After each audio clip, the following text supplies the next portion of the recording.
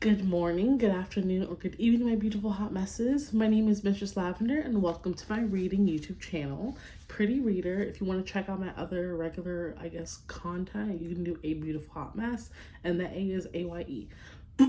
But let's get started. We are obviously reading Still Like an Artist. If you don't even know when I started this book, you need to start from the beginning. You know what I'm saying?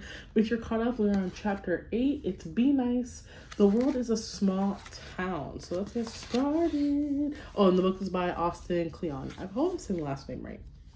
Page 101. Make friends, ignore enemies. There's only one reason I'm here. I'm here to make friends.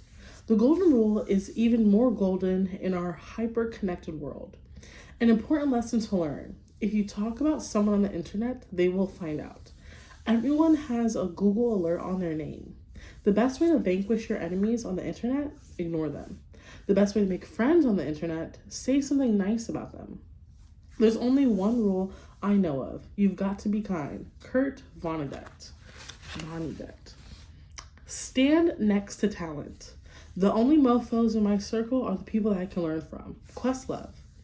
Remember, garbage in, garbage out. You're only going to be as good as the people you surround yourself with.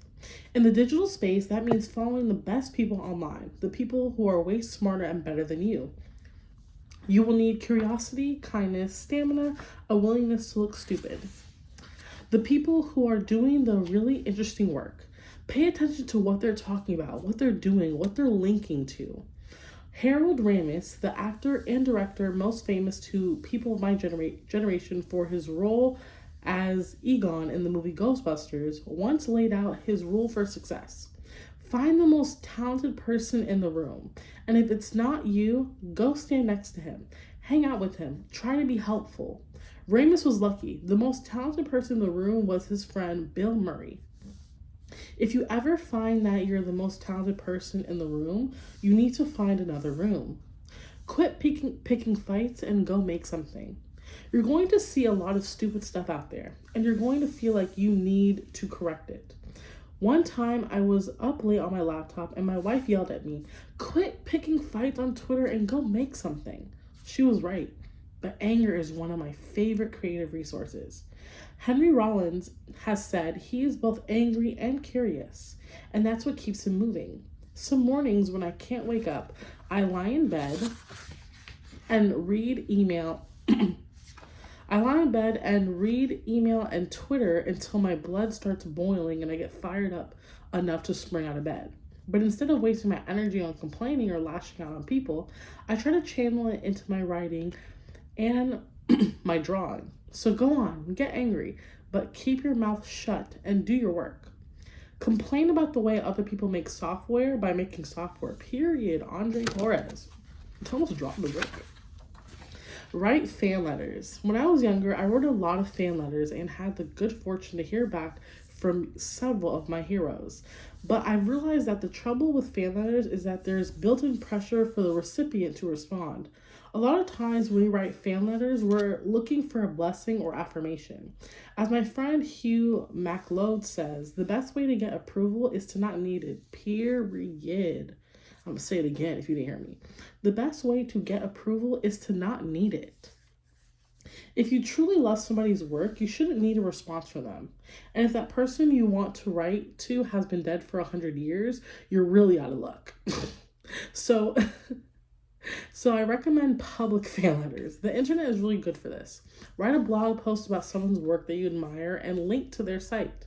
Make something and dedicate it to your hero. Answer a question they've asked, solve a problem for them, or improve on their work and share it online.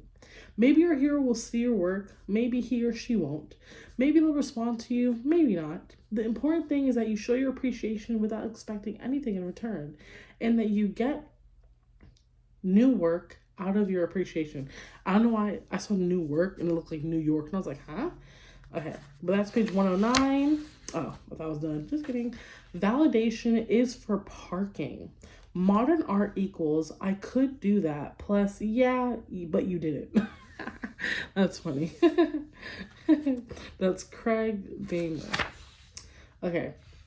The trouble with creative work, sometimes by the time people catch on to what's valuable about what you do, you're either A, bored to death with it, or B, dead. You can't go looking for validation from external sources. Once you put your work into the world, you have no control over the way people will react to it. Ironically, really good work often appears to be effortless. Yes. People will say, why didn't I think of that? They won't see the years of toil and sweat that put into it. Not everybody will get it. People will misinterpret you and what you do. They might even call you names. So get comfortable with being misunderstood, disparaged, or ignored. The trick is to be too busy doing your work to care. Keep a praise file. Life is a lonely business, often filled with discouragement and rejection. Yes, validation is for parking, but it's still a tremendous boost when people say nice things about our work. Occasionally, I have the good fortune to have something take offline, or I have the good fortune to have something take offline, and for a week or two I'll be swimming in tweets and nice emails from people discovering my work. It's pretty wonderful and disorienting and a major high, but I always know that high will taper off, and a few weeks down the road I will have a dark day when I want to quit, when I wonder why the heck I even bother with this stuff. That's why I put every really nice email I get in a special folder. Nasty emails get deleted immediately. When those dark days roll around and I need a boost, I open that folder and read through a couple emails. Then I get back to work. Try it. Instead of keeping a rejection file, keep a praise file. Use it sparingly. Don't get lost in the past glory, but keep it around for when you need the lift. Okay, that's the end of chapter 8. I'm on page 115. The next chapter will be boring. It's the only way to get work done. But thank you for joining my reading channel. I don't know why I lost my train of thought. I guess let me talk about it. I do appreciate, oh yeah, I should do that after. Okay, note to self, I'm going to do like reviews after I read a chapter. What I do like about this chapter is he talked about, like, even though he's, an artist and he's established, he talks about there's days where he wants to quit with everyone. I feel like when you first start something, you feel the need, like, you want to quit so many times because, like, I don't get it. But you're not alone. Like, if you are stuck being creative, you are not the only person. Just because someone's established doesn't mean they don't have, what is it? When you can't think of, like, a writer's block. Oh, I guess artist block. Like, when you can't think of the new thing you want to do. Not the only person does it. And, like, take care of your mental health. Like, if you're stuck on something, think of, like, where you are in life. Like, are you happy? Like, you good? Like, it's okay to check in your mental health before you want to create something new. Unless, like, your mental health is creating art. But, they go hand in hand. Take care of yourself physically, mentally. And, yeah, you'll create some good stuff. But I do like he doesn't shy away from the fact that when he said, where is it? I'm flipping through the pages. No, what I'm trying to find. No, he said, like, when he can't get out of bed. That's, like, a serious thing. Like, some people can't get out of bed sometimes. You're just like, oh, what am I doing? And he says the anger boils into, where's the page? Where it at? Oh, yeah. He said, some mornings when I can't wake up, I lie in bed and read emails and Twitter until my blood starts boiling and I get fired enough to spring out of bed. So he uses something to channel his creative writing. So, sometimes he'd be like, oh, I'm lazy, but just kidding. People are irritating me.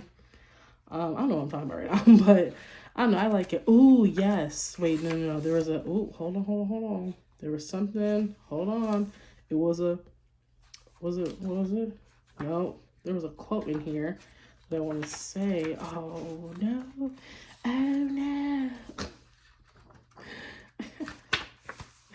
Oh, there we go. So it's complain about the way other people make software by making software. Andre Torres. That is a fact. And it doesn't have to deal with software too. It's like, have you ever seen somebody and you're like, what are they doing? But it's also gives the idea like, I could do that better. Or like, I could do something a part of that. That's what he means by still like an artist. Like, if you complain about how someone did that, like, do it your way. You know what I'm saying? Like, do it your way. Like, you see, I like that, but I could definitely make it like this.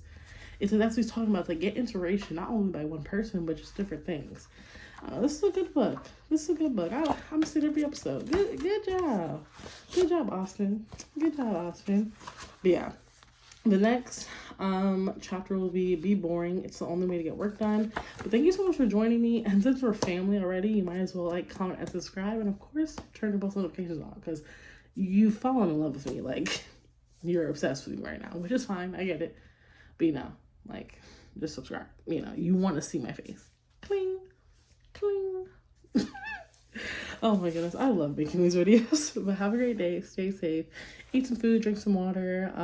Tell yourself you love yourself, and have a great day. Bye.